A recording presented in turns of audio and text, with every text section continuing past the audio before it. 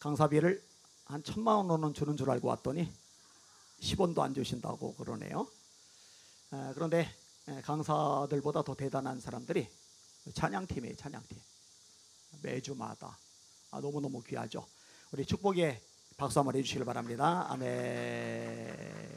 아멘. 홀로 사는 여성이 너무 쪼들리는 거예요. 빵을 사야 되는데 빵 살 돈이 없어요. 그래서 하나님 앞에 간절히 기도하는 거예요. 하나님, 빵을 좀 보내주세요. 하나님, 빵을 좀 보내주세요. 빵을 좀 보내주세요. 근데 얼마나 간절한 목소리를 기도하는지요. 그 집 옆을 지나가던 청년들이 그 소리를 들은 거예요. 장난기가 발동을 한 거예요. 마켓에 가서 빵을 사서 남의 집 창이지만 창을 좀 열고 빵을 던져뒀어요. 빵 달라고 기도하는 중에 빵이 창으로 날아 들어오니까 얼마나 감사해요. 하나님 감사합니다. 기도응답하셔서 감사합니다. 빵 주셔서 감사합니다. 근데 청년들이 막 웃어요. 이봐요, 할머니, 그 빵은 하나님이 주신 게 아니라 우리들이 마트 가서 사온 거예요. 할머니가 대답을 합니다. 하나님이 너희들을 통해서 나에게 빵을 보내주신 거야. 비슷한 얘기가 마음에 뿌린 씨앗이라는 책에 나와요. 남쪽 지방의 한 부인이 음식 사 먹을 돈이 없어요. 기도해요. 하나님, 저에게 베이컨 한 조각과 옥수수 가루를 좀 주세요. 그래야 굶지 않고 목숨이 유지될 것 같습니다. 베이컨 한 조각과 옥수수 가루를 좀 보내주세요. 근데 저게 아주 못된 인간으로 소문난 사람이 이 기도 소리를 듣더니 베이컨을 사서 옥수수 가루를 사서 지붕에 올라서 굴뚝에다가 집어 던졌어요. 굴뚝을 타고서 이게 떨어져 내려요. 이 부인이 너무너무 기쁘니까 만나는 사람마다 하나님께 베이컨 달라고 옥수수 가루 달라고 기도했더니 이렇게 주셨다고 간증하고 다녀요. 이게 퍼질 때까지 기다렸다가 이 못된 사람이 얘기하고 다니는 거예요. 근데 이 부인에게 얘기 또 끄집어내는 거예요. 그거 내가 사서 굴뚝으로 집어 던진 거야. 하나님 주신 거 아니야. 그때 이렇게 말합니다. 그래, 악마가 그것을 가져왔는지는 모르지. 하지만 그것을 보내주신 건 주님이시라고. 재미있는 이야기일 수 있지만은요, 우연히 또는 못된 사람이 못된 의도를 가지고, 아니에요, 우연 아니고 하나님의 섭리고, 못된 사람조차도 하나님이 얼마든지 쓰실 수 있다는 거 여러분 믿으시기를 주님의 이름으로 축원합니다. 물론 좋은 사람도 하나님이 쓰시고요. 제가 이제 목회를 하면서 아내하고 결심을 한 게 사람에게 손 내밀지 말자예요. 부모에게도 도와달라고 말하지 말자예요. 조지 밀러처럼, 리지 하월즈처럼, 허드슨 테일러처럼 우리도 하나님께만 구해서 주시면은 받고 안 주시면 금식하라는 쌓이는 줄 알고 금식하자. 그게 우리 부부의 삶의 기준 중에 하나예요. 내 한번은 진짜로 돈이 하나도 없어요. 기도를 해요. 하나님, 약속하셨잖아요. 나의 하나님이 영광 가운데 그 풍성한 대로 너희 모든 쓸 것을 채우시리라. 하나님 말씀하셨잖아요. 은도 내 것이요 금도 내 것이리라. 만군의 여호와의 말이니라. 하나님 약속하셨잖아요. 구하라, 그러면 너에게 줄 것이요, 찾아라, 그러면 찾아낼 것이요, 문을 두드리라, 그러면 너에게 열릴 것이리라. 아들이 떡을 달라는데 떡 대신에 돌을 주며 생선을 달라는데 생선 대신에 뱀을 줄 자가 있겠느냐. 아비가 악할지라도 자식에게 좋은 것으로 줄 줄 알거든 하물며 하늘에 계신 너희 아버지께서 밤낮 구하는 자에게 좋은 것을 주지 아니하시겠느냐.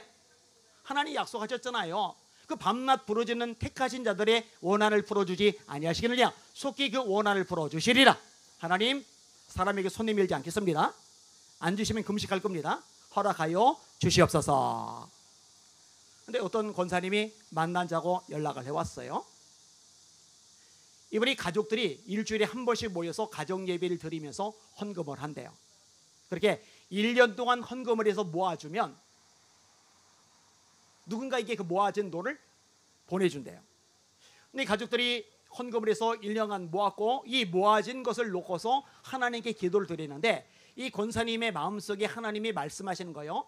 안희한 목사한테 갖다 줘라. 안희한 목사한테 갖다 줘라. 여러분, 그 생각이 든 것, 그 마음이 생긴 것 우연 아닙니다. 하나님께서 역사하신 것입니다. 여러분, 우리들이 드리는 기도는요, 공연불이 아니에요. 부도수표 따위가 아니에요. 전능하신 하나님의 보호자를 움직이는 기도의 통로라는 거 믿으시기를 주님의 이름으로 축원합니다. 오늘 본문도 그 기도의 능력, 특별히 광장 기도의 능력에 대해서 말씀을 해주고 있어요. 몇 가지 특징이 있는데요. 첫 번째 특징은요, 위기 속에서 드리는 기도라는 겁니다. 위기. 자, 왜 위기냐? 세 나라가 쳐들어왔거든요. 모압, 암몬, 마온. 모압, 암몬, 마온. 이 대한민국 땅에 미국이 도와주지 않는 상태에서 러시아와 중국과 일본 세 나라가 연합해서 쳐들어왔다. 위기죠? 못 얘기입니다. 게다가 어떤 문제가 있냐? 이스라엘이 원래 12지파죠. 근데 솔로몬의 범죄 때문에 그 아들 르호보암 왕 때 나라가 쪼각나요. 여로보암이 나머지 전체, 르호보암은 12 중에 유다 지파 하나. 그러니까 50%로 갈라진 게 아니라 하나밖에 안 되는 거예요. 12 중에. 이 조그만 땅덩어리의 왕이 여호사밧인데 이 조그만 땅덩어리의 세 나라가 연합해서 쳐들어온 거예요. 위기죠. 여러분, 위기를 만날 때 우리가 할 수 있는 최고의 방법, 기도라는 거 잊지 마시기를 주님의 이름으로 축원합니다. 저는요, 대한민국이요, 하나님의 보호하심, 하나님의 역사하심, 하나님의 지켜주심, 하나님의 돌봐주심 속에 있다고 확신합니다. 제가 분명히 말하는데요, 하나님이 대한민국 땅 지켜주지 않고 보호하지 않았다면요, 대한민국 벌써 망해도 12번 더 망했습니다. 나라요, 정상적이지 않았을 때가 한두 번이 아니에요. 지금도 아주 심각할 만큼 위기 상황이지만요, 이런 고비 때마다 위기를 만난 대한민국을 놓고 기도하는 하나님의 사람들이 있었기 때문에 하나님께서 그 기도를 들어주시고 이 땅을 보호해 주셨다는 거 여러분 믿으시기를 주님의 이름으로 축원합니다. 위기 만날 때 할 수 있는 최고의 방법, 기도밖에 없는 거죠. 여러분, 페르시아에서 유다인이 하만에서 몰살당할 때 진짜 끝장나는 거죠. 완전히 이제 망하는 거죠. 씨가 마르는 거죠. 이때도 마찬가지죠. 모르드게도 유대인과 더불어 금식하며 기도하고 에스더도 시녀들과 더불어 금식하며 기도하고 이 기도를 하나님이 들어주시니까 모르드게를 장대에 매달려고 했던 하만이 자기가 매달리고 유대인들은 살아나고 불임절이란 절기가 만들어지잖아요. 위기 속의 기도만큼 강력한 나라의 방패는 세상에 존재하지 않는 거예요. 이건 개인도 마찬가지죠.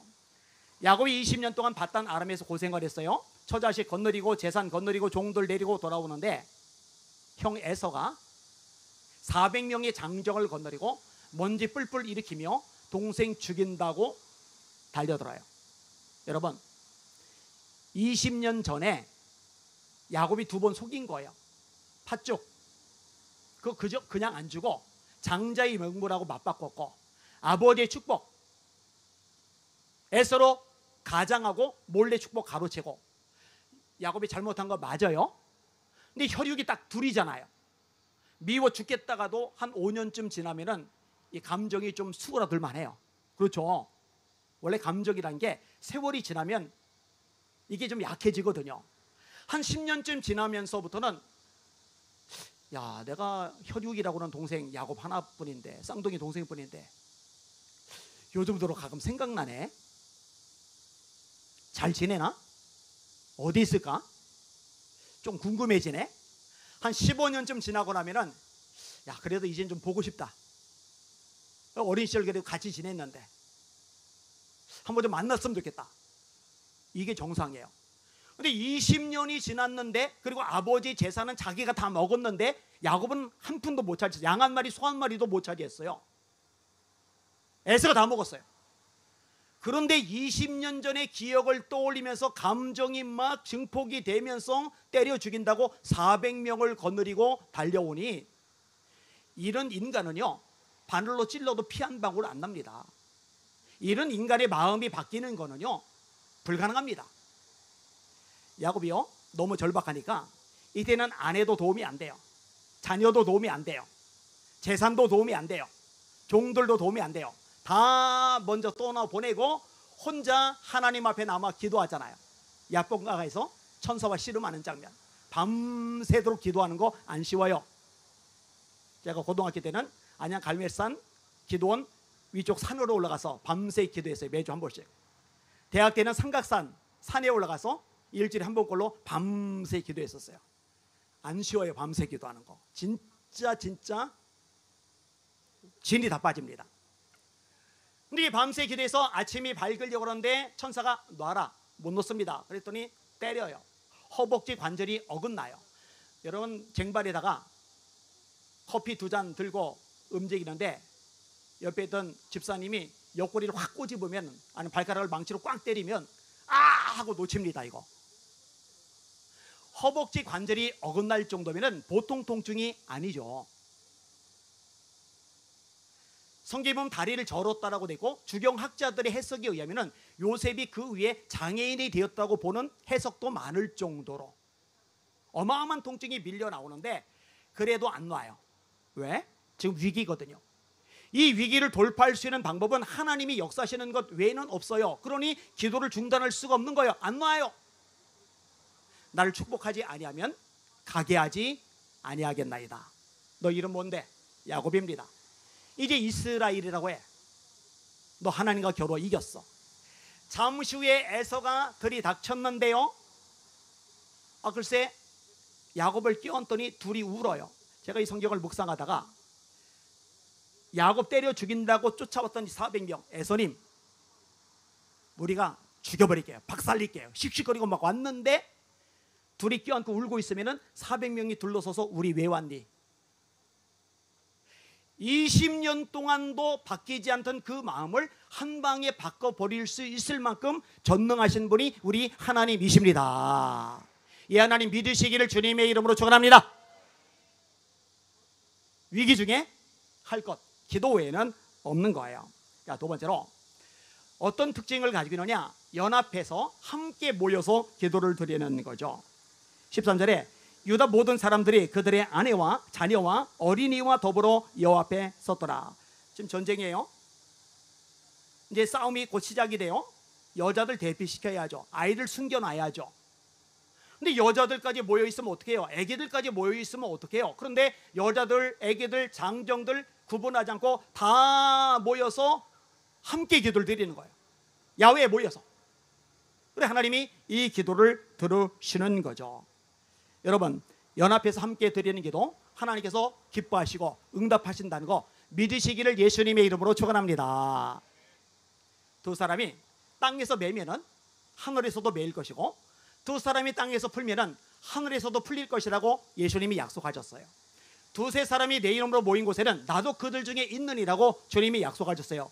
여기 예수님 함께 하십니다. 여기 예수님 우리들이 드리는 찬양 듣고 계십니다. 우리들이 드리는 기도에 귀를 기울이고 계십니다. 이 시간에 우리가 믿음으로 선포하며 나아갈 때 하나님께서 역사하실 줄 믿습니다. 이 주님을 바라보고 의지하는 여러분들 되시기를 예수님의 이름으로 축원합니다. 우리가 잘 아는 유명한 광장 기도회는 미스바 기도회잖아요. 사무엘이 백성과 함께 모여 금식하면서 회개 기도를 드리는데 이스라엘 백성들이 한 자리에 모였다는 소식을 들은 블레 사람들이 야, 한 방에 박살내자 하고 대군을 거느리고 쳐들어왔어요. 위기죠. 진짜 위기죠. 이때도요 여자들, 애기들 빨리 대피해. 빨리 피난처로 도망가. 숨어. 안 그래요. 그냥 그 기도의 자리를 지켜요. 그리고 여기서 어처구니 없는 이 한 가지가 더 등장을 합니다. 사무엘이 온전한 번제를 드려요. 아니 지금 전쟁이 발생하는데 예배 드릴 시간이 어디 있어? 빨리 무기 준비해야지. 창, 칼, 활, 방패. 빨리 전선에 나가야지. 전략 쌓아야지. 전술 있어야지. 아니 이 와중에 우리가 기도하는 중에 쳐들어왔는데 이 와중에 또 무슨 예배야? 근데 온전한 예배, 하나님이 받으실 만한 예배를 드렸는데 이 예배가 하나님께 상달이 되니까 하나님께서 개입을 하시는 거예요.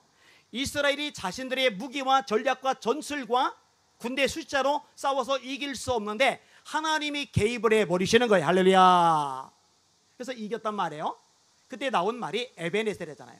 도움의 돌. 하나님께서 여기까지 우리를 도와주셨다. 여러분, 나라를 위해서 이 광장에 모여 함께 모여 기도드리는 거, 이게 우리 대한민국 살리는 능력이 될 줄 믿습니다. 우리 홍호섭 목사님이 이 마지막 대한민국의 소망, 한국의 소망을 리바이벌 코리아에 자기는 두고 있다고. 근데 저는요 공감을 해요. 제가 지난달에 오고 이번에 오고 그리고 계속 일정 있어서 그렇지 틈이 나면은 제가 설교 아니어도 와서 같이 기도할 거예요. 왜? 하나님께서 우리 기도 들어주시니까. 이런 대한민국 국가 경제가 엉망이죠. 공권력이 무너졌죠. 이 대한민국 자유민주주의 정체성이 완전히 훼손을 당했어요. 너무나 심각합니다. 입법부, 사법부, 행정부 할 것 없이 교계도 참 어찌 보면 깝깝하고 안타까운 현상들이 많이 일어나고, 그러면 낙심하냐, 절망하냐, 포기하냐, 주저하냐, 맥 빠져서 한숨만 들이쉬고 있느냐? 아니요. 이럴 때 모이는 걸, 모여 기도하는 걸, 하나님 대한민국 살려주시옵소서, 한국교회 깨워주시옵소서. 하나님이 우리 기도를 들으시고 역사하실 줄 믿습니다. 그 하나님 바라봐야 됩니다. 초대 예루살렘 교도 마찬가지잖아요. 사도행전 1장 14절 오로지 기도하기를 힘쓰리라 모였죠. 마가다락방에 모여 기도하는 거예요. 자, 교회가 왕성해졌어요. 베드로 요한이 권력자들에게 잡혀갔어요. 협박을 하는 거예요. 전도하면 죽인다, 감옥에 쳐넣을 거야, 그냥 두지 않을 거야. 베드로와 요한이 교회에다가 보고를 해요. 그러면은 야, 우리 한동안 몸살이자, 모이지 말자, 기도해도 쉬자, 이게 아니에요. 더 모여요. 모여서 기도하는 내용이 뭐냐? 사도행전 4장 29절인데 주여 이제도 저희 위협함을 굽어보시옵고 담대히 하나님의 말씀을 전하게 하시오며 서로를 내밀어 병을 낫게 하시옵고 표적과 기사가 거룩한 종 예수의 이름으로 이루어지게 하옵소서. 빌기를 다음에 모인 곳이 진동하더니 무리가 다 성령이 충만하여 담대히 하나님의 말씀을 전하니라. 협박이 거센데, 문제가 많은데, 지금 분위기와 상황이 너무너무 안 좋은데 모여서 예배하고 기도를 하니까 교회는 오히려 강력해진단 말이에요. 하나님 역사와 기적이 나타난단 말이에요. 4장 이후로 보세요. 엄청난 일들이 일어나잖아요. 여러분, 여기 모여 우리가 드리는 이 기도의 내용들 하나도 땅에 떨어지지 않고 하나님의 보좌 앞에 차곡차곡 쌓인다는 거 믿으시기를 주님의 이름으로 축원합니다. 여러분, 이게 믿어야 돼요. 안 믿으면 오실 필요 없어요. 히브리서 11장 6절 믿음이 없이는 하나님을 기쁘시게 하지 못하나니 하나님께 나아가는 자는, 여러분 중에 하나님께 나왔잖아요. 하나님께 나아가는 자는 반드시 그가 계신 것과 또한 그가 자기를 찾는 자들에게 상 주시는 이심을 믿어야 할지니라. 여러분, 우리들이 드리는 기도 하나님이 들으시고 반드시 갚아주십니다. 이거 믿으시는 분들만 아멘. 아멘. 믿음이 있어야 된다는 거예요. 야고보서 1장 6절입니다. 오직 믿음으로 구하고 조금도 의심하지 말라. 의심하는 자는 마치 바람에 빌려 요동하는 바닷물결 같으니 이런 사람은 무엇이든지 주께 얻기를 생각하지 말라. 두 마음을 품어 그 마음에 정함이 없는 자로다. 너희들 기도를 하는데 안 믿어져? 그럼 기도할 필요 없어. 왜? 어차피 그 기도는 응답 안 돼. 응답 받을 생각도 하지 마. 예수님이 마태복음 21장 22절에 말씀하세요.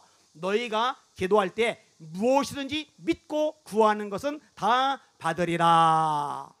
아니, 여기 모여서, 여의도 광장에 모여서 우리가 기도한다고 이미 권력을 들켜줬는데, 원수마이가 발악을 하는데, 나라 꼴이 개판이 돼버렸는데, 경제가 폭망 중인데, 대기업들이 빠져나가고 있는 중인데, 이 어마어마한 이 위기가 모면될 수 있을까? 그런 기도할 필요 없어요. 근데 믿는 거예요. 사람이 할 수 없는 것 하나님은 하실 수 있다. 대저 하나님의 모든 말씀은 능하지 못하심이 없느니라. 이 믿음 가지고 기도하면 역사하실 줄 믿습니다. 네 믿음대로 될지어다. 네 믿음대로 될지어다. 네 믿음이 크도다. 네 믿음이 너를 구하라 했으니 평안히 가라. 할 수 있거든이 무슨 말이냐? 믿는 자에게는 능치 못할 일이 없느니라.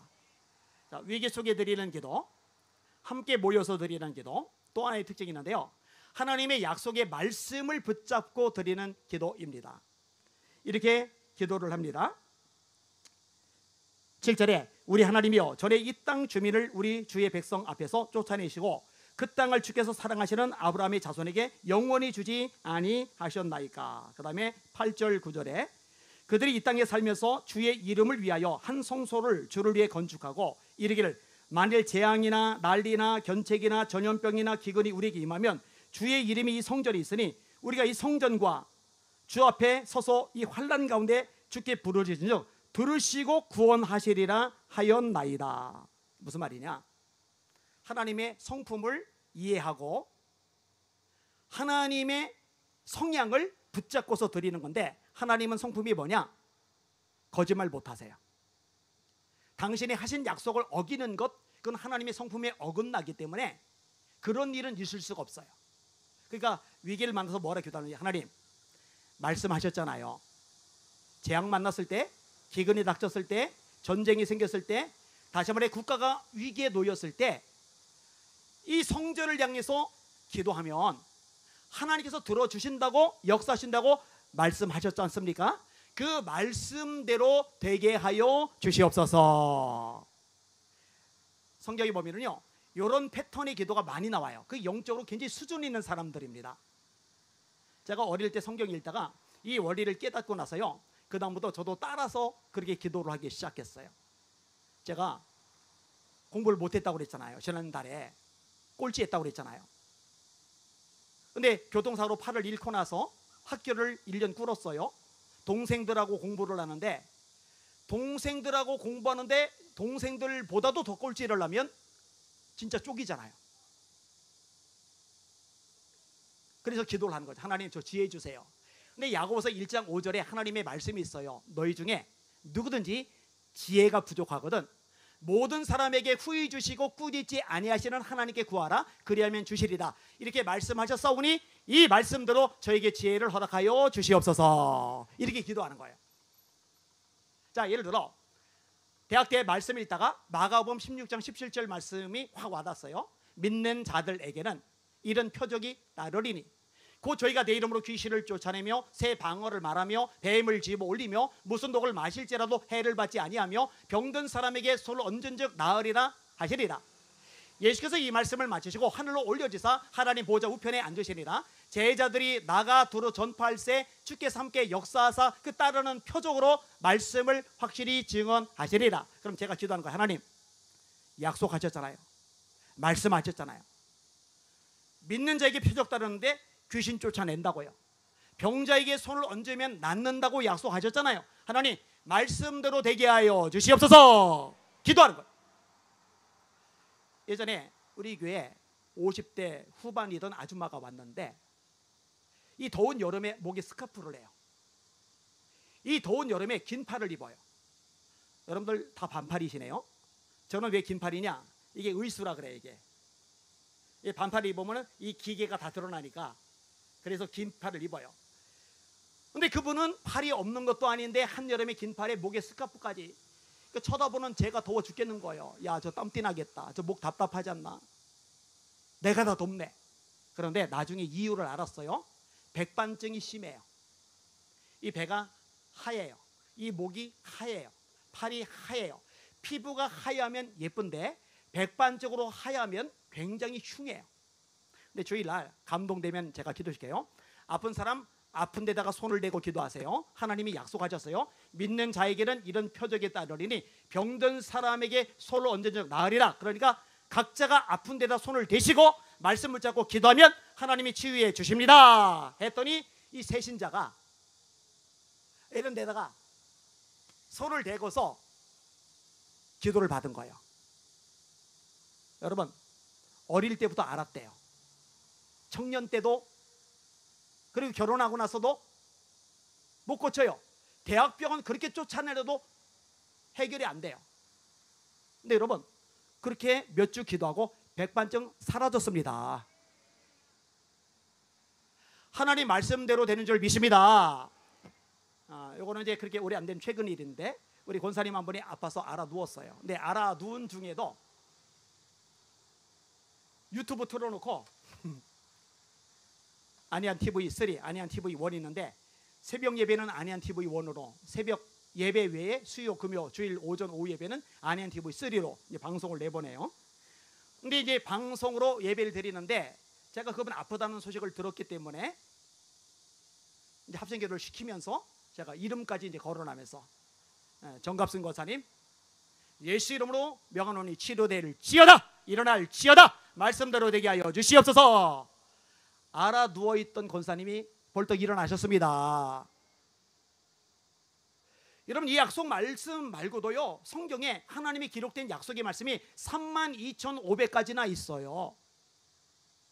요한일서 5장 14절입니다. 우리가 그를 향하여 가진 바 담대한 것이 이것이니 곧 그의 뜻대로 무엇을 구하면 들으십니다. 하나님이 뜻대로 기도하면 응답이 되는데 말씀은 하나님의 뜻입니다. 말씀대로 말씀 붙잡고 기도하면 이 기도 반드시 응답된다는 거 믿으시고 경험하시고 간증하시는 여러분들 되시기를 예수님의 이름으로 축원합니다. 하나님이 약속하셨잖아요. 내 이름으로 일컫는 내 백성이 그들의 악한 길에서 떠나 스스로 낮추고 기도하여 내 얼굴을 찾으면 내가 하늘에서 듣고 그들이 죄를 사하고 그들의 땅을 고쳐주잖아. 하나님, 대한민국 땅 망가졌어요. 다 망가졌어요. 정치, 경제, 사회, 문화, 언론, 교육 다 망가졌어요. 하나님 외에는 고칠 분이 없습니다. 하나님 말씀하셨잖아요. 우리가 회개하며 기도하오니 이 대한민국 땅 고쳐주시옵소서. 하나님께서 대한민국 살려주실 줄 믿습니다. 자, 마지막 하나만 더 생각을 해볼게요.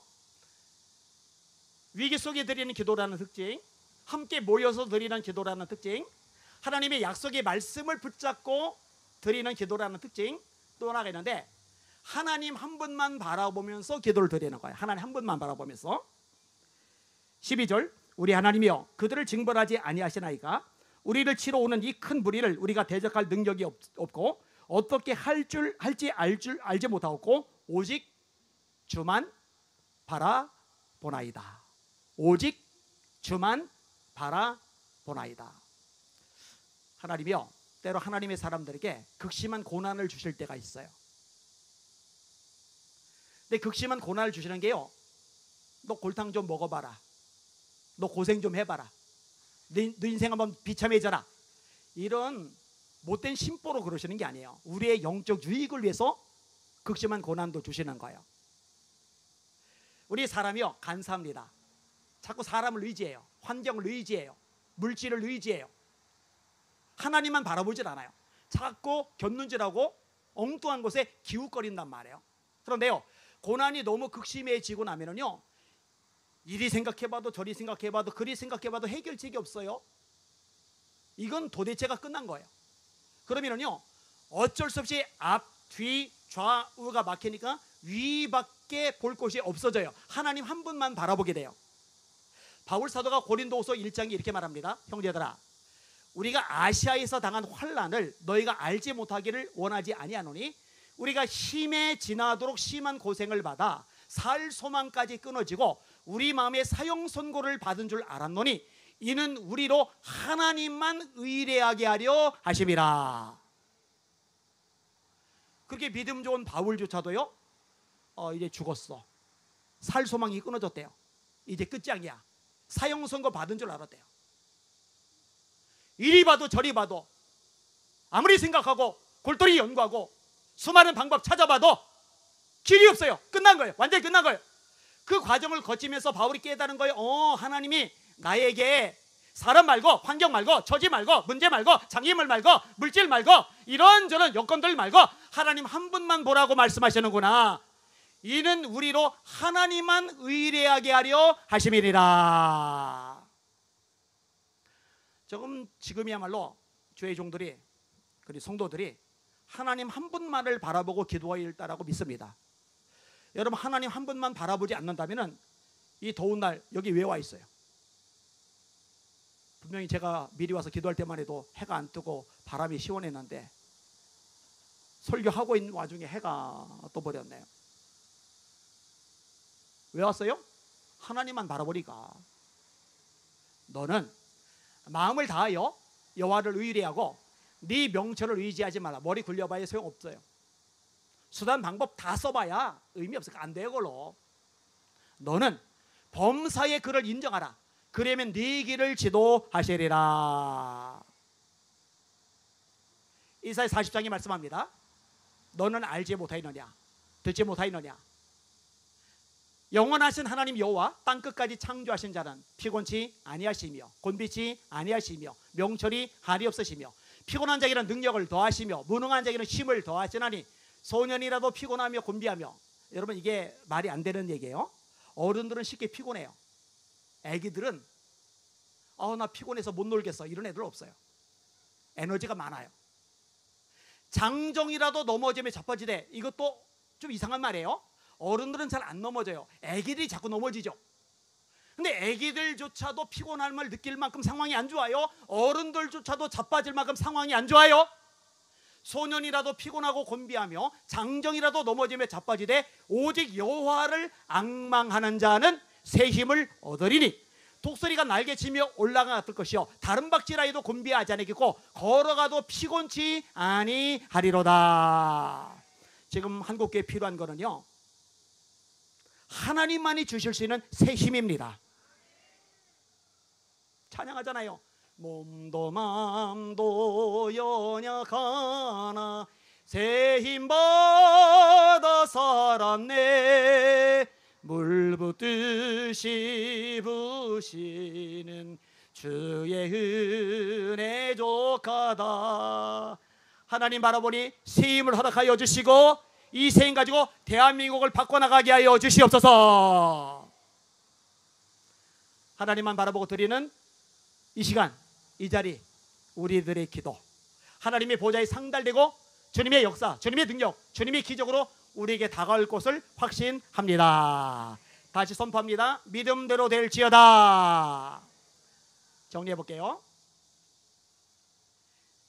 이렇게 하고 있으니까 하나님이 야이실 선지자를 보내셔서 이렇게 말씀하세요. 이번 전쟁은 너희가 싸울 필요가 없어. 여호와께서 너희를 위하여 싸우시리라. 따라합시다. 전쟁은 하나님께 속한 것이다. 우리가 금요일 때마다 막 선포하며 기도를 해요. 모자보건법 개정안 낙태 확대하잖아요. 살인의 영 예수 이름 앞에 떠나갈지어다. 차별금지법 음란의 영 예수 이름으로 영원히 박살날지어다. 주사파의 영 공산주의 영 예수 이름으로 무너질지어다. 여러분, 승리는 하나님께 달렸습니다. 골리앗 커요. 다윗 작아요. 골리앗 배틀치만한 창, 다윗 막대기, 골리앗 전신 갑옷, 다윗 맨몸. 골리앗 어릴 때부터 전쟁 경험, 다윗 양만 쳤어요. 골리앗 방패든 군인이 막아준다고 따라 나오고 다윗 겁먹고 아무도 안 나와요. 그런데 어린 다윗이 말하는데요, 마음이 새기며 들으세요. 골리앗 앞에 하는 말, 우리도 세상 향해서 악한 대적들 향해서 우리 담대해야 돼요. 괜히 쭈그러들면 안 돼요. 맥 빠지면 안 돼요. 겁먹으면 안 돼요. 사울이 겁먹잖아요. 신하 장군들 겁먹잖아요. 군인들 겁먹잖아요. 근데 다윗이 말합니다. 너는 칼과 창과 단창으로 내게 나오거니와 나는 만군의 여호와의 이름 곧 네가 모욕하는 이스라엘 군대의 하나님의 이름으로 내게 나가노라. 그가 너를 내 손에 넘기시리니 내가 너를 쳐서 네 목을 베고 오늘 블레셋 군대 시체로 공중의 새와 땅에 들짐승에게 주어 온 땅으로 이스라엘의 하나님이 계신 줄 알게 하겠고 또 여호와의 구원하심이 칼과 창에 있지 아니함을 이 무리에게 알게 하리라. 전쟁은 여호와께 속한 것인즉 전쟁은 여호와께 속한 것인즉 전쟁은 여호와께 속한 것인즉 그가 너희를 우리 손에 넘기시리라. 하나님이 대적을 넘기시면 게임 오버입니다. 믿으시면 아멘. 예, 결론은 여기에 달린 거예요. 자, 야이실의 예언을 듣고 나서 여호사밧과 백성들이요 하나님을 찬양해요. 근데 한번 찬양하고 끝나는 게 아니에요. 광장에 모여 찬양한 그들이 전쟁 시작하기 직전에 찬양대를 따로 세워서 또 찬양해. 그들의 찬양이 시작될 때에 오늘 보면 읽어보면 나와요. 그들의 찬양이 시작될 때에 하나님의 복병을 두셨어요. 암몬과 모압은 롯의 후에 가까워요.